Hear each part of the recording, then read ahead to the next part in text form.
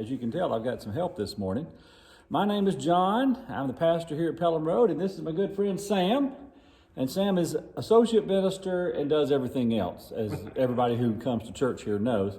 And so Sam is going to join me today. In fact, he's going to join me every week, usually on Monday, for something that we're just going to call unscripted, okay? Because we don't have a script. But today, we're talking about friendship and what it means to be a friend, all right? Now, Sam, you and I both have been trying to rack our brain about different songs that mention friendship. Right. What have you come up with? One, the kids will recognize. It goes like, "You've got a friend in me, you know. You've got a friend in me." For copyright reasons, I won't keep going. But the rest of the words are, "You've got troubles, I've got them too. There isn't anything I wouldn't do for you. We stick together, we can see it through because you've got a friend in me." And that comes from a movie, right? Yeah. Toy Story. Toy Story, yeah. That's right. And it's written by Randy Newman. And if you've never heard Randy Newman sing it with his good friend, Lyle Lovett, you need to. You can YouTube that. Lyle Lovett and Randy Newman sing "You Got a Friend in Me." And then there's an old Christian one from Michael W. Smith. What was it called? It's an old musical. I don't know the chords to it necessarily, but That's what friends are for? yeah.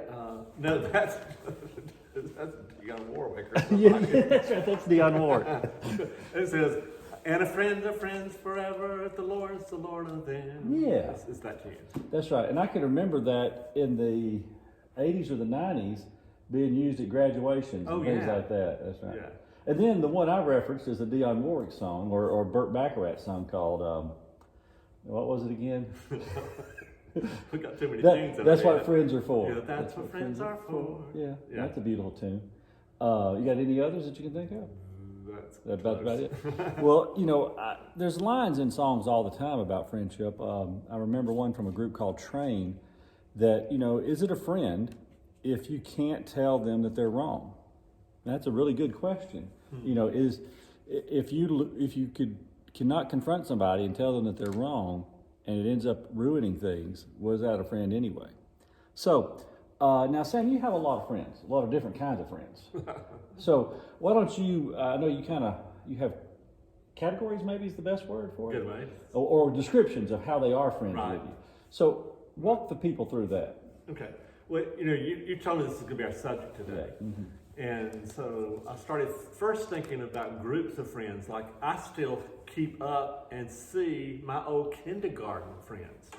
Yeah, y'all get together like every once a year. Christmas. Yeah, we get together most every Christmas. So those are really old friends. Mm-hmm. College friends I still get together with. I still connect with friends, all over because of Facebook, of course. Mm-hmm.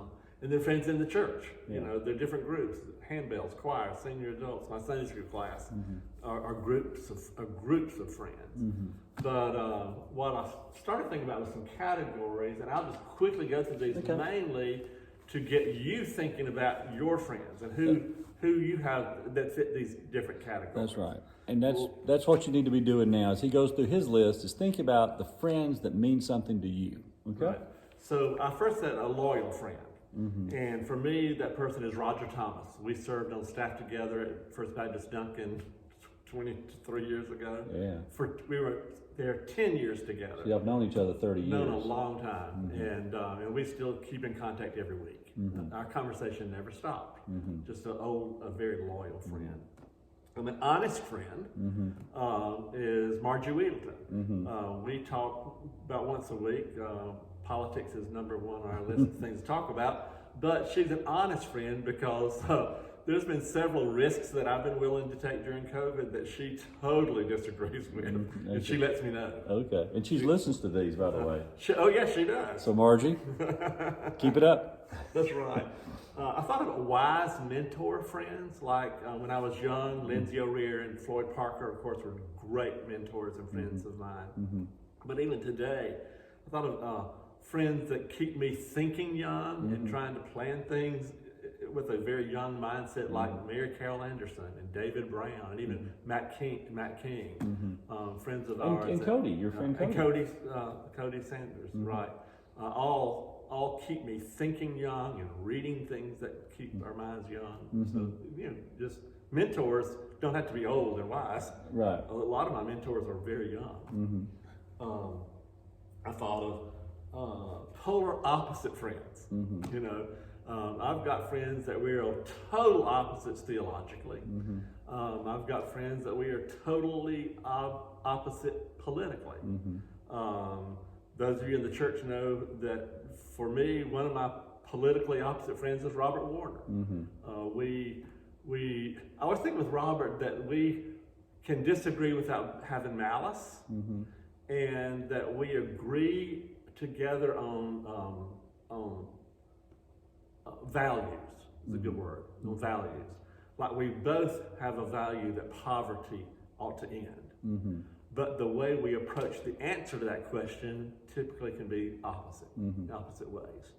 So, and I will say during this politically divisive time that we live in, for me, it's always helpful to remind myself that God created us as diverse people, and diversity is a part of creation. And I think diversity includes being right or left or conservative or liberal, or I think that's just a part of the diversity of God's creation. I think of friendly neighbors as friends. And for me, Jake and Lily Wood live right next to me. Yeah. Believe it or not, during this COVID time, I've actually gone over to them and had to borrow an egg or some sugar for something that I needed to cook. It's like the 1960s again. Yeah, like old 50s friends or something like that. Another category is a different culture friend. This is kind of hard to think through. I met a friend named Rick. He's Jewish, and we met at that around the table community event the first time. It comes every fall. It happens here in Greenville. And we're very good friends. We meet for lunch occasionally and have conversations over the phone. So totally different culture, but good friends. And then got two more. Okay, go ahead. One is a work pal friend. We got time. Oh, yeah. My work pal friend. All right. I think I say this almost every year on your anniversary, that when the church called you, they called my best friend. Sam and I have been together for 21 years. Yeah. That's right. And I don't think he's, I think he's absolutely correct that, we talk, we don't talk every day. Just about. But about 5 days a week we'll talk.